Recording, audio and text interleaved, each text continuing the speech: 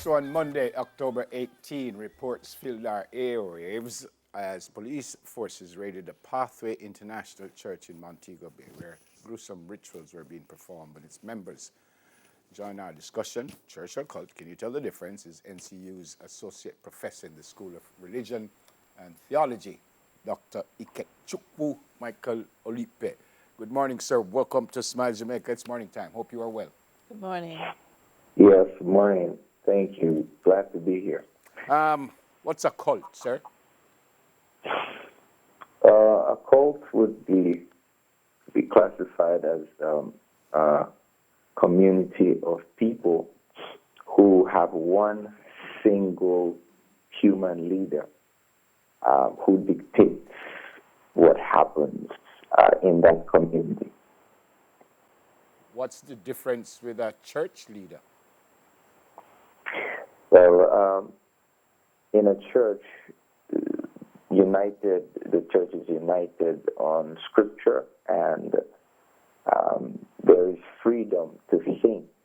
There's freedom to disagree with, one another on issues. But in a cult, the word of the leader is usually the main factor, that everyone has to conform to, so to speak. So that's one major difference.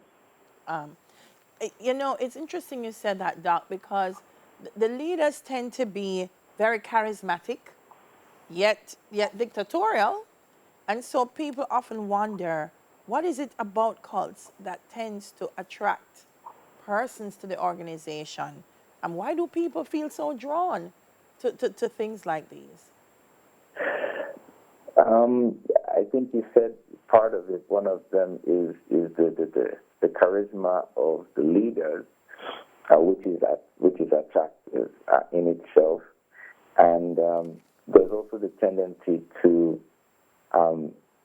reach out to vulnerable people, people who maybe never had a father figure in their lives, people who need help in certain areas. But mostly people who are not really able to think for themselves. There is that tendency to manipulate the mind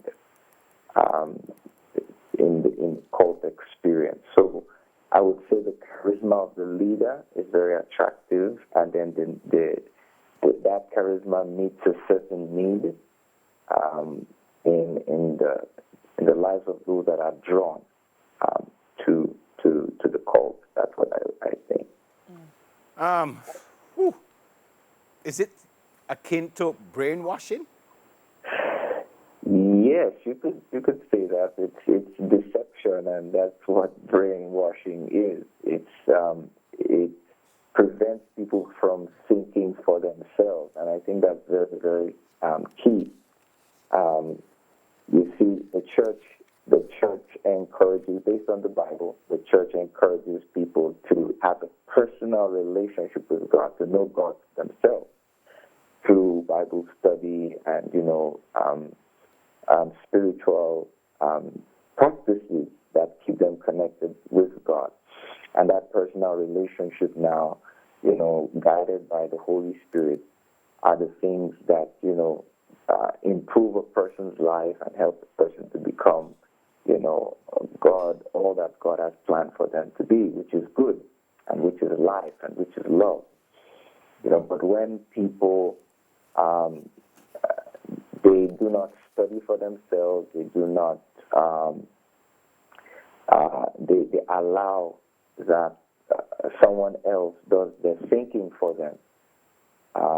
Someone else guides their relationship with God for them, then it makes the person or people open to deception and brainwashing, as you said. Yeah. One of the things. Go ahead. One of the things, Doc, that I find is common among cults is the idea of family, children. There's often this thing of children. When we went here in Montego Bay, there were a lot of children. We mentioned Jim Jones before and never reminded us there are a lot of children. Why is that? Is this just about sustaining sustaining the legacy of the cult? Or is there something about the cult structure which dictates that if I make it seem familial, it's easier for me to control the people that are in it? Yes, I believe that that family part is there. Part of the cult is usually family communities, which include children. Right. And yeah, you could say it's to sustain the posterity of the cult. But I think that, one very central issue there is that tendency to conform the minds, including the minds of parents and their children, that are vulnerable to become part of this community. Yep. So I'm not asking you to think for people here, but from what we've read thus far, there are people who, and these are my words, should know kind of better because you're invited to something. All right, maybe you didn't know what was going on when you were invited, and then you got there and someone says, well, you have to kill your brethren or your sister.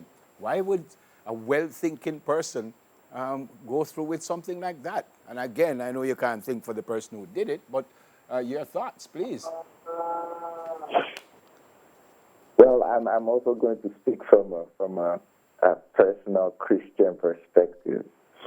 Like I said, the Bible encourages us to have a personal relationship with God. And when you have a personal relationship with God through Jesus Christ, you're guided by the Holy Spirit, and He guides us into truth. That's what the Bible says in John 16:13.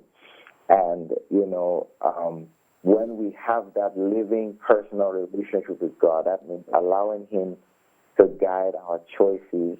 He protects us. He keeps us from, if we listen to Him and we obey, He keeps us from such, deceptions and death, because that's what God is all about. God is all about saving people, not killing them or destroying them. So anyone can be deceived, especially if they are not in a personal relationship with God. God is active. He's living and active, and if we allow Him in our lives, He actually protects us from deception and death and destruction. That's one of the blessings of being Bible-believing, Spirit-filled Christian. Again, I'm speaking from my personal religious perspective. Yeah. Doc, I want to ask you, there have been calls recently, and more so in recent times, for the government, and we had that discussion here, Neville. I think both of us spoke with Hartley Perrin, I think, to have the government regulate religious diversity, I'll frame it that way, in Jamaica, to ensure that instances like these and instances where they feel like citizens are being preyed upon in the name of church and religion, that the government should regulate that. Who gets to start a church? Who gets to be able to influence? What are your thoughts on that? Well, to begin with, there should be a separation of church and state. There should be freedom of government and freedom of churches to express themselves. However, I also believe, as the Bible teaches, that the church should be obedient to the government as long as the government does not establish laws that are against the commandments of God. So I believe, based on the Bible, that Christians should be law-abiding citizens, and they should not be troublemakers. And if any group of Christians or professed Christians are violating laws of the land that are in line with the laws of God, then yes, they should be checked. Mm-hmm. I think that one very good example is what's happening during the pandemic. The church has had to follow certain rules that would ensure that the pandemic, does not spread. And those laws or those rules are not against God's laws. And so the church is expected, to follow those, for the safety of the whole community. Yes.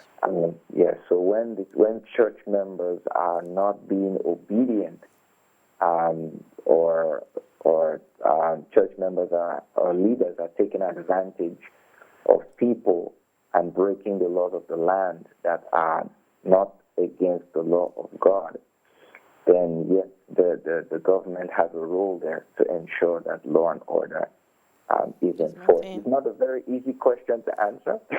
I know. But the principle I just stated now is what I believe based on what the Bible says that we should do.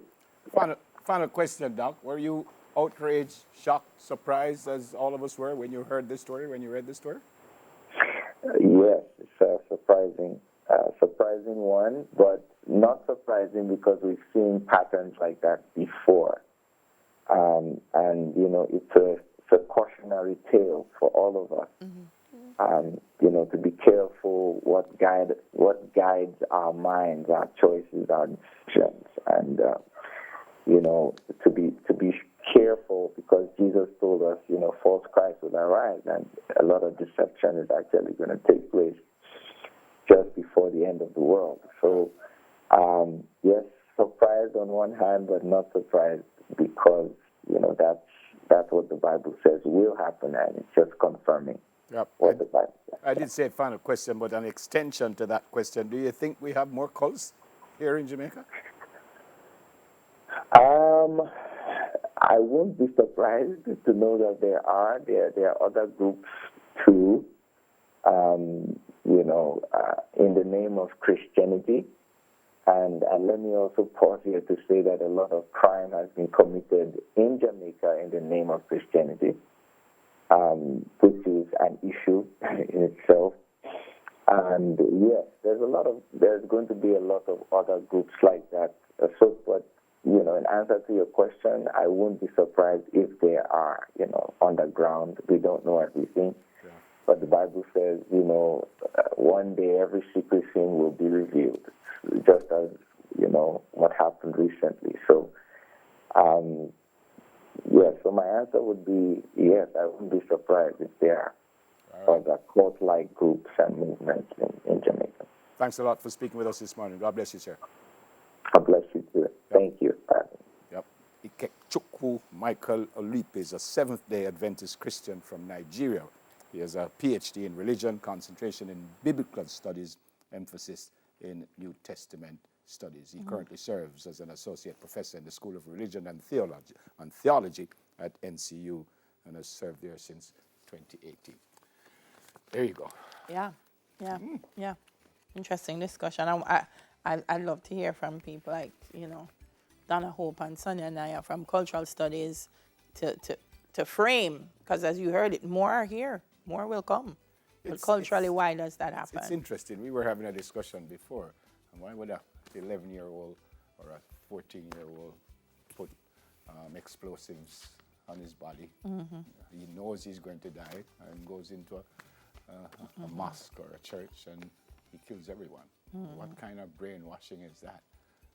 And it's easy for us to sit here and say, "Empty the camp to me, Correct. But correct. What kind of brainwashing is that? What kind of brainwashing would allow me to go into a church and kill the other? None. None. Who I probably know very well. I mean, it's we joke this out, but it's a serious question. Why Sir Sheffield? No, but I think you understand the Yes, point I I'm do. making. I mean, where does that come from? Where does that come from? And as I said, these from what we've read, member of security forces in there. Yeah, teachers in there. Interesting. Yeah. Interesting. Should the government regulate church services in order to keep the public safe? Social media talks back after the break.